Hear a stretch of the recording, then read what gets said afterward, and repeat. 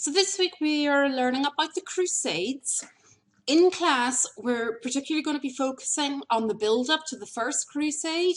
We're going to be discussing some primary sources and what that tells us about why the Crusades happened, who was going on crusade, what their motivations were.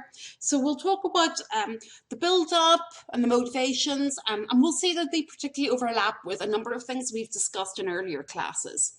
Instead, the near pod is going to focus on what happened when the Crusades actually started. So we're going to start off with the First Crusade because, as the name suggests, it's the first. It's also the most successful of all the Crusades. I would say arguably, but even unarguably, it's the most successful one that they have. And it really does not seem that it is going to be successful at the time, though. Historians are still scratching their heads as to, okay, how did this happen? Part of this is because there were so many strategic problems with getting the Western Europeans all the way to the Holy Lands.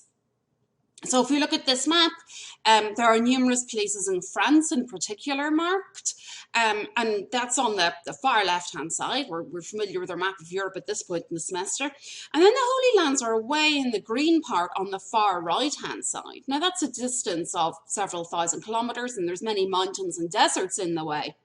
So the Crusaders faced a number of problems getting to the Holy Lands, and we'll have identified in class who those the kind of people who went on crusades were. Organization is probably the major strategic problem that they had. The First Crusade was led by powerful nobles, not kings. So these names of these nobles are actually named on this map. So we've got Godfrey of Bouillon, we've got Hugh of Vermandois, and we've got Raymond of Toulouse, and also Bohemond. It's kind of hard to see because they only give his first name for some reason on this map, but he's Bohemond of Taranto. Sorry, my tongue kept wanting to say Toronto, but like, no, that is incorrect. So these were all powerful nobles in their own countries, but they're not kings. So this is going to have a big impact when we think about the structure of feudalism, which we discussed last week. A king would have been able to say, well, I'm king, you're all going to do what I say. But because all these people are kind of on the same tier in the social scale, there's nobody who can clearly take the lead of these armies.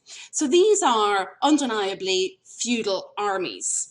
They come from all over Europe. We don't know the number of them, but we know that thousands of people went. So the problems of the organization include things like, well, feudalism. It means that knights and even the foot soldiers, they're only going to be loyal to their lord and to their lord's lord if their lord is loyal to that lord. So what this means is, because of feudalism, keeping control of these armies is a massive problem. Because if you are, say, the major tenant of Godfrey of Bouillon and Raymond of Toulouse tells you to do something, you're just going to go, no, you're not the boss of me. I wouldn't say you're not the boss of me, but that's how we would say it today. They would be saying that, no, you are not my liege. I owe you nothing. However, actually, you know, Raymond and Toulouse and Godfrey of Bouillon at least would have spoken the same language. A lot of them don't. There's a real communication problem, and they all speak different languages. So even if a lord wanted to tell part of the army to do something, they probably look at him blankly because, yeah, people weren't multilingual generally in the Middle Ages, at least not knights. So we've got a lot of French speakers and a lot of German speakers and a lot of Italian speakers in this army, and they don't speak one another's language. If they have a second language, it's going to be Latin. Latin being, of course, as we know, the language of the elite in medieval Europe. So this means that there is no united front. We talk about the First Crusade, the Crusaders, but that really belies the fact that these people have really very little in common altogether. They are just filled with competition and disagreements right from the get-go, to the point where they really cannot be controlled. And this map kind of is a nice straightforward map showing the progress of the First Crusade over the 3 years that it took them to get to Jerusalem. So you can see that they all got to all the red lines. They are all coming from different parts of Europe. The one thing they have in common is they all meet up in Constantinople in 1097. A lot of historians say that without the respite in Constantinople, they never would have got anywhere. That being Constantinople at least got them well fed, got them well rested before they headed out. And then they all headed out together across what is now the modern day Turkey, but we might call Anatolia or Asia Minor more correctly. And then they moved their way through the Holy Lands. Now, there's lots of terms to describe this area called the Holy Lands. We might call it the Near East today. Another popular term is the Levant today. When they are actually successful in Jerusalem at the end of the First Crusade, the Crusaders create the Crusader states. So if we're talking about the Middle Ages, we might describe the whole area as the Crusader states. Another term that we don't use today, but the sources from the Middle Ages like to use, and what people back then called this area, was outre-mer. And this is from the French, and it means beyond the sea. The sea being it's beyond the Mediterranean Sea. So we might be wondering, why was the First Crusade a success? And you're next going to be watching a video by the very eminent Crusades historian, Thomas Asbridge, and you're going to be like, yeah, this really should not have happened. How did this all happen? And historians debate it. Sometimes you just can't believe that it actually was successful in its primary goal, which was get to Jerusalem. You know, they have really terrible fortunes in some way. The video is going to talk about how all their animals died, and lots of them died, and the terrible diseases and starvation. But then at the same time, they have so many strokes of good luck that sometimes even historians who specialize in the Crusades struggle to understand how this happened. I mean, they do have very good leaders, even though there's complete disunity in the ranks. For example, Bohemond of Taranto is a pretty canny and wily dude. He bribes a senior man in the city of Antioch, which the Crusaders were besieging, and he lets the Crusaders in. And this gains them a really significant foothold in the area. The other thing is that the Muslims are also disunified. They're ununified. They're split up. They don't react fully or timely. They don't think the Crusaders are a threat. I mean, they've got no precedent to go on to believe that they are a threat. They also don't think that they're going to hang around as long as they did. As, you know, if they knew anything, they're like, well, they want to go to Jerusalem, so I suppose they'll go home once they get to Jerusalem.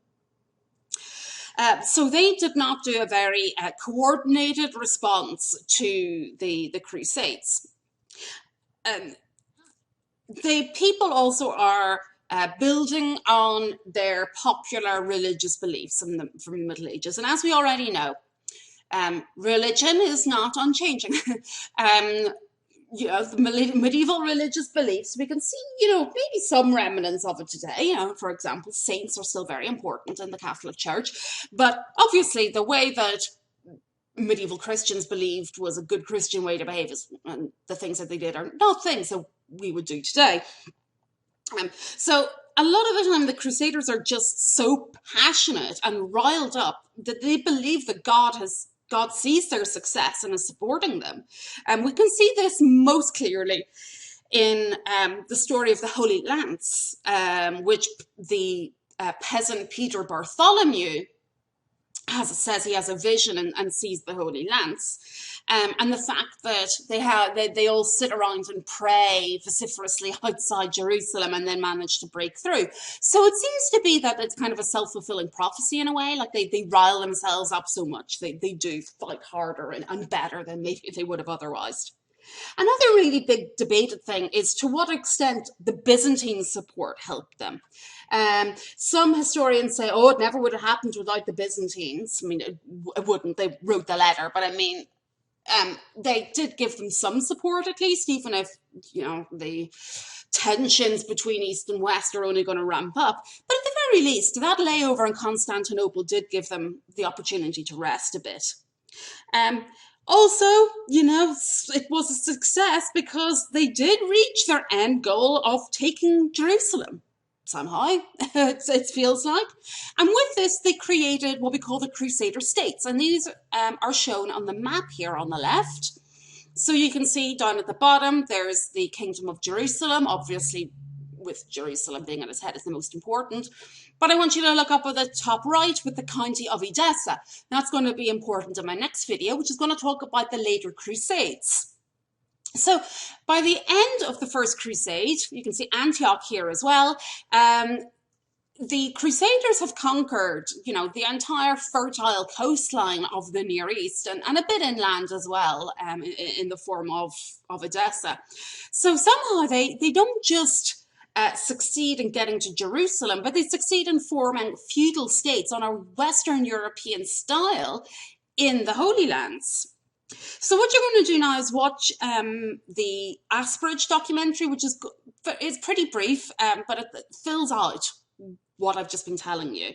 And he gives some good quotes and primary sources to back it up. And you only need to watch segments 10 to end, so it's only like half the documentary, it's like 20 minutes or something. And then there's some questions about it. You'll then watch another video from me, and I'm going to talk about the later Crusades because it's the first of many.